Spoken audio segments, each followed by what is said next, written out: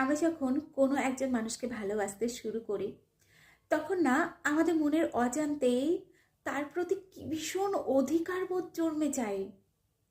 আমাদের মনের মধ্যে কিন্তু অনেক তার প্রতি ইচ্ছা থাকে, চাহিদা থাকে, মনের কিছু কথা থাকে। আমরা কখনো সেগুলো হয়তো মুখে প্রকাশ করি না, বলি না তাকে, কিন্তু মন চায় যে এই কাজগুলো সে করুক, এভাবে আমাকে বুঝুক। এটা কিন্তু আমাদের মন চায়। কারণ ওই যে বললাম, একটা অধিকার কাজ করে, মনে হয় যেন ও আমাকে বোঝার জন্যই যেন তৈরি হয়েছে।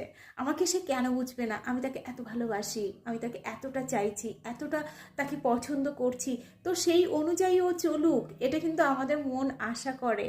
তো যে প্রকৃত লাইফ পার্টনার, সে কিন্তু তার ভালোবাসার মানুষটির মনের কথা বুঝে চলে। কিন্তু অনেকে সেটা বোঝে না।